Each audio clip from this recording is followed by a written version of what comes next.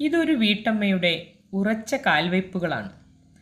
വളരെ ചെറിയ ടെറസിൽ കാർഷിക വിസ്മയം തീർക്കുന്ന ഒരു സാധാരണ വീട്ടമ്മ. കഴിഞ്ഞ വർഷം ഈ വെട്ടിക്കവല പഞ്ചായത്തിലെ മികച്ച കർഷകയായിട്ട് മുമ്പത്തെ വർഷം ജീവനിയുടെ മികച്ച കർഷകയായിട്ട് അവാർഡ് കിട്ടിയ കർഷക കൂടിയാണ്.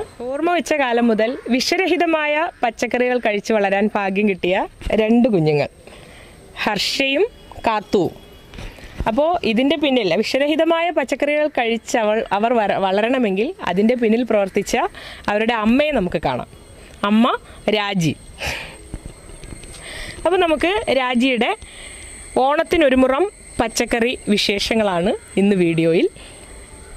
ഈ കുഞ്ഞു മക്കളെ നോക്കുന്നതിനിടയിലും വളരെ താല്പര്യത്തോടുകൂടി ഈ ചെറിയ ടെറസിൽ ഇത്രത്തോളം കൃഷി ചെയ്യാൻ താല്പര്യത്തോടെ സമയം കണ്ടെത്തുന്ന വീട്ടമ്മയാണ് രാജി. അപ്പോൾ രാജിയുടെ കൃഷി വിശേഷങ്ങളിലേക്കാണ് ഇന്ന് നാട്ടുരുചി സഞ്ചരിക്കുന്നത്. 10 സെൻറ്റ് സ്ഥലത്ത് സ്ഥിതി ചെയ്യുന്ന തൻ്റെ ചെറിയ വീടിൻ്റെ ടെറസ് മുഴുവൻ പച്ചക്കറി കൃഷിക്കായി രാജി ഉപയോഗപ്പെടുത്തുന്നു. ഇഞ്ചിയും പയറും അമരപ്പയറും ബീൻസ്, വഴുതനം, തക്കാളി, ഇങ്ങനെ എല്ലാ പച്ചക്കറി തൈകളും രാജി തൻ്റെ ടെറസ് ഗാർഡനിൽ ഉൾപ്പെടുത്തിയിട്ടുണ്ട്. കയറുകളിൽ പടർത്തിയിരിക്കുന്ന മത്തൻ ഒരു വിസ്മയം തന്നെയാണ്.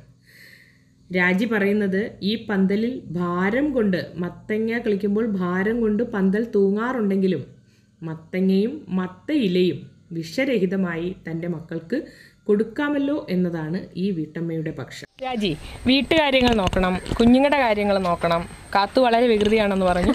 അപ്പോൾ ഇതിനിടയിലും ഈ കൃഷിക്കായിട്ട് എങ്ങനെയാണ് സമയം കണ്ടെത്തുന്നത്? എന്തെല്ലാമാണ് കൃഷി ചെയ്യുന്നത്? ഇത്രത്തോളം താല്പര്യം ഈ കൃഷിയോട് തോന്നാൻ കാരണം എന്താണ്? കൃഷി നമ്മുടെ ഒരു ഉപജീവന മാർഗവും ആകും. പിന്നെ ഏട്ടൻ ഗൾഫിലല്ലേ, അപ്പം അവിടുന്ന് സാലറി വരാനൊക്കെ താമസം വരുമ്പോൾ നമ്മൾ അത് നോക്കിയിരിക്കേണ്ടല്ലോ എന്ന് വിചാരിച്ചാണ്. ഇവക്ക് 1.5 വയസ്സുള്ളപ്പോഴാണ് ഏട്ടൻ ഗൾഫിൽ പോകുന്നത്. അന്ന് മുതൽ അന്ന് ആവണീശ്വരമായിരുന്നു താമസിച്ച ഏട്ടൻ്റെ വീടിൻ്റെ അവിടെ. അപ്പോൾ നമുക്ക് പോയി പച്ചക്കറി മേടിക്കാനും, ഞാനും അച്ഛനും മാത്രമേ ഉള്ളൂ വീട്ടിൽ. അപ്പോൾ ഭയങ്കര ബുദ്ധിമുട്ടായിരുന്നു വീട്ടുകാര്യങ്ങളും ഒക്കെ നടത്താൻ. അപ്പോൾ വിചാരിച്ച്, അപ്പോൾ നമ്മുടെ തൊട്ടടുത്ത വീട്ടിൽ ഒരു ചേച്ചിയുണ്ട്, പുള്ളിക്കാരത്തിയാണ് ആദ്യമായിട്ട് എനിക്ക് 2 പയറിൻ്റെ വിത്ത് കൊണ്ട് തന്നിട്ട് ഇത് ഇട്ട് കൃഷി ചെയ്യണം, പാക കിടന്ന് ഉറങ്ങുകയോ കാര്യങ്ങളൊക്കെ നിർത്തുക എന്ന് പറഞ്ഞ് ചേച്ചിയെ കൊണ്ട് തന്നെ. പുള്ളിക്കാരത്തിയുടെ പേര് സുലോചന എന്നാ. അത് അവരൊരു സുലോചന ചേച്ചിയാണ്. സമാധാനം തരത്തിലായിരുന്നു. ഇത് കൃഷി ചെയ്തേ പറ്റും, എന്തെങ്കിലും ചെയ്യണം, ഒരു പയറായാലും നിനക്ക് എടുക്കാമല്ലോ എന്ന് പറഞ്ഞു. അന്ന് തുടങ്ങിയതാണ്. അപ്പോൾ പിന്നെ ഈ കൊറോണ വന്ന സമയത്തായാലും നമുക്ക് കൂട്ടാൻ വെക്കുന്നതിൻ്റെ കാര്യത്തിലൊന്നും ഒരു ബുദ്ധിമുട്ടും വന്നില്ല. പിന്നെ ഇവള് എഴുന്നേൽക്കുന്നതിനൊക്കെ മുമ്പായിട്ട് തന്നെ രാവിലെ എഴുന്നേറ്റ് ടെറസിൻ്റെ മണ്ടേ വരും. നേരത്തെയൊക്കെ ഒരു 6:30 ആകുമ്പോഴത്തേന് കയറി വരും. ഇവക്ക് 7:30 ട്യൂഷനൊക്കെ പോകണ്ടേ, അതിന് മുമ്പായിട്ട് വന്ന് ഒരു ഇതൊക്കെ ഒന്ന് നോക്കും. പിന്നെ വൈകിട്ട് കയറി വരും. അങ്ങനെ രാവിലെയും വൈകിട്ടുമായിട്ട് ഇതെല്ലാം ചെയ്യും. പിന്നെ സീസൺ അനുസരിച്ച് ഓരോന്ന് ചെയ്യുന്നത്. ഹർഷ സഹായിക്കുമോ? ഹർഷ സഹായിക്കും. ഇപ്പൊ എന്തൊക്കെയാ ഈ ഓണത്തിനൊരു മുറം പച്ചക്കറിക്കായിട്ട്? ഇപ്പം മഴ ആയതുകൊണ്ട് പയറ് പിന്നെ എല്ലാം കുറേശ്ശെ നട്ടുള്ളൂ. അഥവാ കഴിഞ്ഞ വർഷം ഇതുപോലെ വന്ന് എല്ലാം നശിച്ചു പോയായിരുന്നു കാറ്റൊക്കെ വന്നപ്പോൾ. അത് വരാതിരിക്കാൻ വേണ്ടിയിട്ട് ഇപ്രാവശ്യം എല്ലാം കുറച്ച് ചെയ്തേക്കുന്നു. വഴുതന, പച്ചമുളക്, പിന്നെ അമരപ്പയർ, ചെറിയ ഉള്ളി.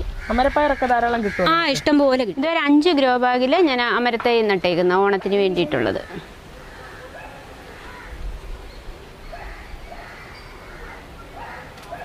അമരയ്ക്ക കിട്ടും. അതിന് പ്രത്യേകിച്ച് വളങ്ങളൊന്നും വേണ്ട. പിന്നെ നമ്മൾ ഈ പറയുന്ന നീം ഓയിൽ തന്നെയാണ് ഇതിനും ഒഴിക്കുന്നത്. പയറിൻ്റേതുപോലെ തന്നെ ഇതിന് മുഞ്ഞ വരും. നീം ഓയിൽ ഒഴിച്ച് ഇതെല്ലാം കുഴപ്പമില്ലാതെ പോകുന്നു. ഇതൊക്കെ വിളവ് കഴിഞ്ഞ സാധനങ്ങൾ പറിച്ച് കളയാൻ നിർത്തിയിരുന്ന വീണ്ടും അത് നല്ലപോലെ കായ്ക്കുന്നുണ്ട്.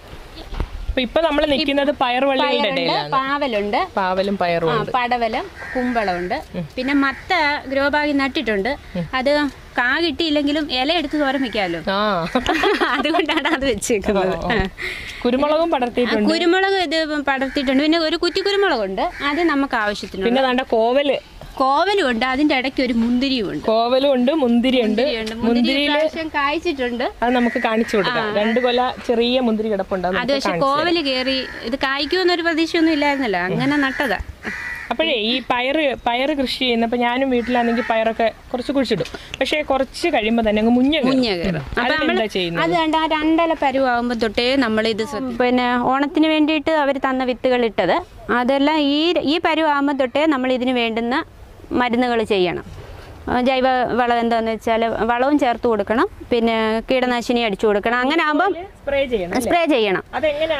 അത് ഞാൻ മൂന്ന് ദിവസം കൂടുമ്പോൾ ഇതിനെല്ലാം മരുന്നടിക്കും.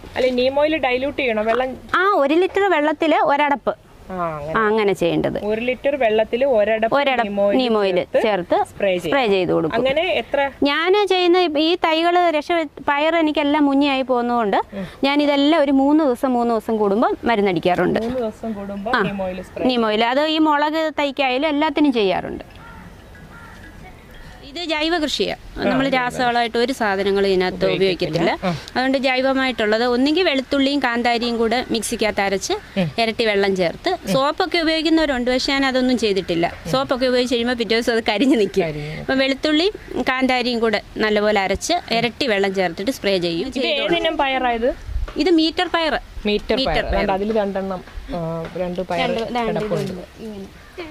ഇത് ഇതിലും നീളമാവുന്ന ടൈപ്പ് ആയിരുന്നു. അതിന്റെ വിത്ത് എടുത്തിട്ട് ഞാൻ നട്ടതാ, പക്ഷെ ഇപ്രാവശ്യം അത് ഇച്ചിരി നീളക്കുറവുണ്ട്. പിന്നെ ഇതൊക്കെ കോവലിന് എന്തെങ്കിലും പ്രത്യേകിച്ച് സംരക്ഷണം ചാണകപ്പൊടി എല്ലുപൊടി ഇട്ടാ നടുന്നത്. പിന്നെ പച്ചച്ചാണകവും കഞ്ഞിവെള്ളമാണ് എൻ്റെ വളം. എന്ന് വെച്ചാൽ എനിക്ക് ഈ പോയി വളം സമയാസമയത്ത് മേടിക്കാൻ ചിലപ്പോൾ നമ്മുടെ ഈ പൈസ കാണത്തില്ല. അന്നേരം പിന്നെ ഈ കഞ്ഞിവെള്ളം എടുത്ത് ഇതാണ്ട് ബക്കറ്റിനകത്ത് ഒഴിച്ചു വെച്ചിട്ട് അതിനകത്ത് കടലപ്പിണ്ണാക്കോ പച്ചച്ചാണകമോ ഇട്ട് ഇളക്കി വെക്കും. ഒരു 3 ദിവസം പുളിപ്പിച്ചിട്ട് അത് ഇരട്ടി വെള്ളം ചേർത്ത് ഇതിനൊക്കെ ഒഴിക്കുക. അതാണ് ഇപ്രാവശ്യത്തെ. ഇതിനകത്തല്ലാതെ ഒരു വളവും ഞാൻ ചേർത്തിട്ടില്ല. ഇത് ഞാൻ പച്ചക്കറിക്ക് വേണ്ടിയിട്ട് ഉപയോഗിക്കുന്ന വളമാണ്. കഞ്ഞിവെള്ളവും കടലപ്പിണ്ണാക്കും കൂടെ കലക്കി വെച്ചേക്കുക. ഇതിപ്പോ 3 ദിവസമായി. 3 ദിവസം കഴിഞ്ഞ് ഒഴിച്ചില്ലെങ്കിൽ ഭയങ്കര സ്മെല്ലായിരിക്കും. ഇരട്ടി വെള്ളം ചേർക്കണം. ഇരട്ടി വെള്ളം ചേർത്ത് എല്ലാത്തിൻ്റെ മൂട്ടിൽ ഓരോ കപ്പ് വെച്ച് ഒഴിച്ചു കൊടുക്കും. കടലപ്പിണ്ണാക്കിൻ്റെ കിടക്കുന്നത്. പിന്നെ പച്ചച്ചാണകവും എനിക്ക് തീർന്നു പോയതുകൊണ്ട് പച്ചച്ചാണകവും ഉപയോഗിക്കും. അതെല്ലാം കൂടെ കലക്കി വെച്ചിട്ട് ഇതിനെല്ലാം വളം. പിന്നെ സൂപ്പർ മീൽ എന്നും പറഞ്ഞൊരു വളമുണ്ട്. അത് കിലോയ്ക്ക് 30 രൂപ ആയതുകൊണ്ട് ഈ കഞ്ഞിയുള്ള വളത്തിൽ ലാഭകരമായുള്ള രീതിയിലോട്ട് പോവുക. 4 വയസ്സുകാരിയായ തൻ്റെ മകൾ കാത്തുവിന് നൽകുന്ന അതേ സ്നേഹവും പരിചരണവുമാണ് രാജി തൻ്റെ പച്ചക്കറി തൈകൾക്ക് നൽകി വരുന്നത്. കാറ്റിലുലയുന്ന ഈ പയറുവള്ളികൾക്കിടയിൽ രാജി എന്ന വീട്ടമ്മ സന്തുഷ്ടയാണ്. ഉരുളക്കിഴങ്ങും സവാളയും എന്നു വേണ്ട ഏതെല്ലാം ഇനങ്ങളിൽ പച്ചക്കറി വിത്തുകൾ ലഭ്യമാണോ അതെല്ലാം തൻ്റെ ടെറസ് ഗാർഡനിൽ ഗ്രോ ബാഗുകളിൽ രാജി കൃഷി ചെയ്ത് വിളവെടുക്കുന്നു. ഉരുളക്കിഴങ്ങാണ്.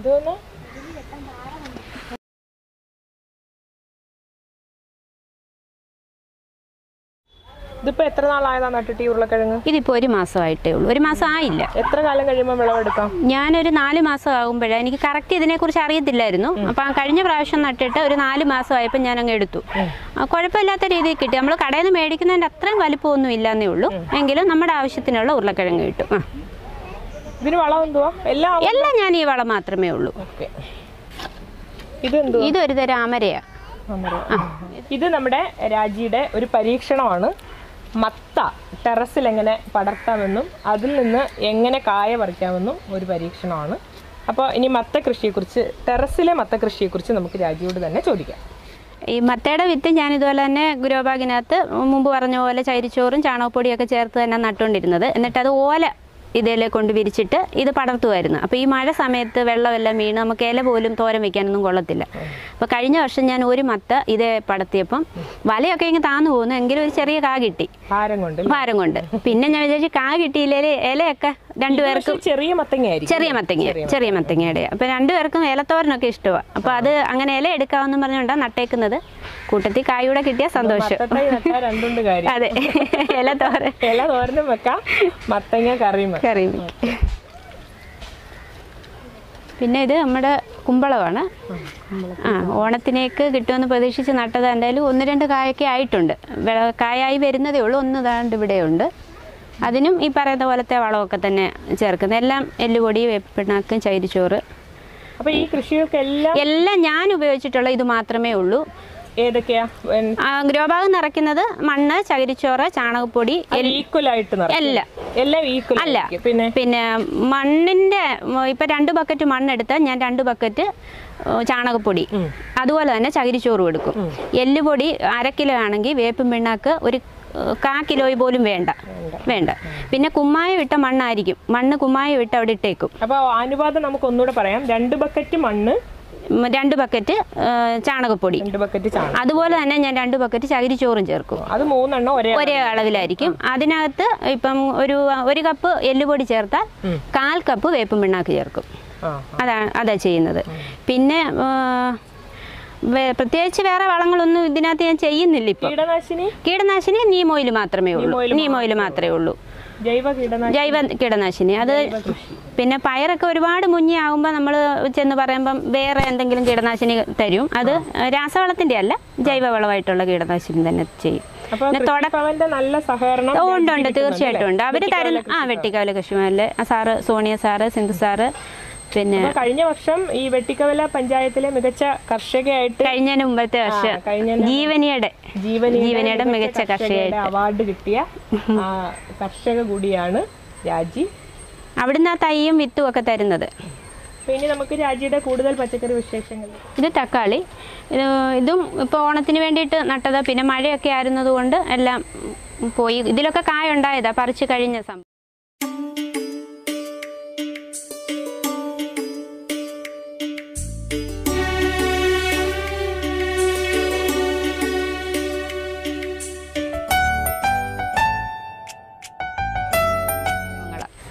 അടുത്തത് തൈ നട്ട് അവിടെ ഒരു പരുവത്തിലായതുണ്ട്. പിന്നെ ചെറിയ 2 ഇല പരുവമായത് വേറെ ഗ്രോ ബാഗിനകത്ത് നട്ടിട്ടുണ്ട്.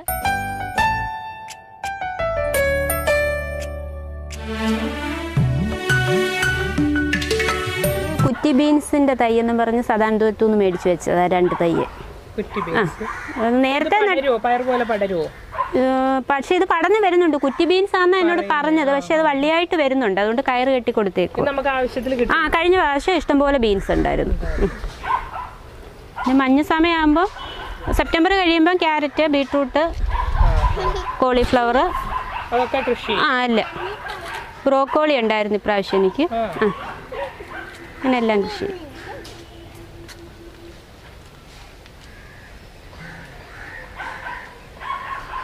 ഇത് ഇഞ്ചിയാണ്. കുറേ ഒരു 5-8 ഗ്രോ ബാഗിനകത്ത് ഇതുപോലെ നടും. നമ്മുടെ ഇഞ്ചി വിളവെടുക്കാറാകുമ്പോൾ ഈ ഗ്രോ ബാഗ് നിറഞ്ഞ് നമുക്ക് ആവശ്യത്തിനുള്ള ഇഞ്ചി കിട്ടും. ഇഞ്ചി കിട്ടും.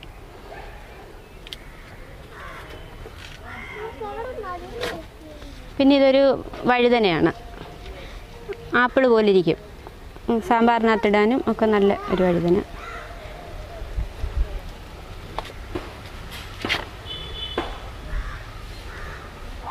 ഇതൊക്കെ തക്കാളിയൊക്കെ ഓരോ തൈകൾ പോകുമ്പം അതിന് വേണ്ടിയിട്ട് വേറെ കിളിപ്പിച്ച് വെക്കുന്നത്. ഇത് നമ്മൾ നേരത്തെ നട്ട വെണ്ടയാണ്. ഇത് പറിച്ച് കളയണ്ട. പക്ഷെ എന്നിട്ടും അതിലങ്ങ് കായും പൂവും ഒക്കെ വരുന്നത് കൊണ്ട് ഞാനത് കളഞ്ഞിട്ടില്ല. പിന്നെ അത് രണ്ടാമത് ഓണത്തിന് വേണ്ടിയിട്ട് കുറച്ച് നട്ടിട്ടുണ്ട്. അതായി ഈ കാണുന്ന വെണ്ട. പിന്നെ കുറച്ച് തൈകൾ ഇപ്പം ആയി വരുന്നതേ ഉള്ളൂ. ഇതിൽ നല്ല രീതിയിലൊക്കെ നമുക്ക് കൂട്ടാൻ ആവശ്യത്തിനുള്ളതൊക്കെ കിട്ടുന്നുണ്ട്. ചെറിയ ഉള്ളി സവാളയൊക്കെ ഉണ്ടായിരുന്നു. ഇതിപ്പം വിളവെടുക്കാറായി നിൽക്കുന്നതാണ് ഈ കാണുന്നത്. അടുത്തത് ഓരോന്നിനകത്തും നട്ടിട്ടുണ്ട്. ഇതിനും പ്രത്യേകിച്ച് വളമൊന്നുമില്ല. ചാണകപ്പൊടിയും ആട്ടും കാഷ്ടവും അങ്ങനെയൊക്കെ ഉള്ളൂ. പിന്നെ കോളിഫ്ലവർ ഒരു പരീക്ഷണം നട്ടേക്കുക. ഇതൊക്കെ മഞ്ഞ സമയത്തുണ്ടാവുന്ന ആയതുകൊണ്ടേ ഇപ്പോൾ ഒന്ന് വെറുതെ നട്ട് നോക്കിയത് നമുക്ക് എന്തെങ്കിലും വിളവ് കിട്ടുന്നുണ്ടോ എന്നറിയാൻ വേണ്ടി. നല്ല രീതിയിൽ വളർന്നു വരുന്നുണ്ട്. ഇത് വെള്ളരി, കുക്കുംബറും വെള്ളരിയും ഒക്കെ കൂടെ നട്ടേക്കുക. അതും ഇപ്രാവശ്യം മണ്ണിലും തറയിലും ഒന്നും ഇടാതെ ഇതുപോലെ സാലഡ് കുക്കുംബർ നട്ടേക്കുന്നത്. അതും ഇപ്രാവശ്യം ഇതുപോലെ കയറ് കെട്ടി കൊടുത്തേക്കുക. ടെറസിൽ വെള്ളം വീഴുന്നുണ്ടെല്ലാം ഒരു പന്നലായി പോകും. കീടങ്ങൾ കയറും പെട്ടെന്ന്. വെറും 10 സെന്റേ ഉള്ളൂ. ടെറസ് കൃഷി വെച്ചത്. ഇത് പടവലം. ഇഷ്ടംപോലെ ഉണ്ടായിട്ടുണ്ട്. മഴ ആയതുകൊണ്ട് നമുക്ക് കിട്ടത്തില്ലല്ലോ എന്ന് വിചാരിച്ച് വിത്ത് കളയാനൊരു മനസ്സുകേട്. അതിന് നട്ടത്. പക്ഷെ അത് നല്ല രീതിയിൽ തന്നെ വന്നു, കുഴപ്പമില്ല. പിന്നെ ഈ പച്ചക്കറി കൃഷിയുടെ ഇടയ്ക്ക് പിള്ളേർക്ക് വേണ്ടുന്ന മുട്ടയ്ക്കൊക്കെ ആവശ്യത്തിനായിട്ട് കുറച്ച് കോഴികളുണ്ട്. പിള്ളേർക്ക് ആവശ്യത്തിനുള്ള മുട്ടയുണ്ട്. പിന്നെ 2 പൂവൻ കോഴിയുണ്ട്. ഒരുപാട് പേര് വന്ന് ചോദിച്ചു. ആർക്കും കൊടുക്കത്തില്ല. ഒന്ന് അപ്പു, ഒന്ന് അച്ചു. 2 പേർക്കും പേരിട്ട് ഇവിടെ നിർത്തിയേക്കുക. അവർ കൊടുക്കാൻ സമ്മതിക്കത്തില്ല. അതെ.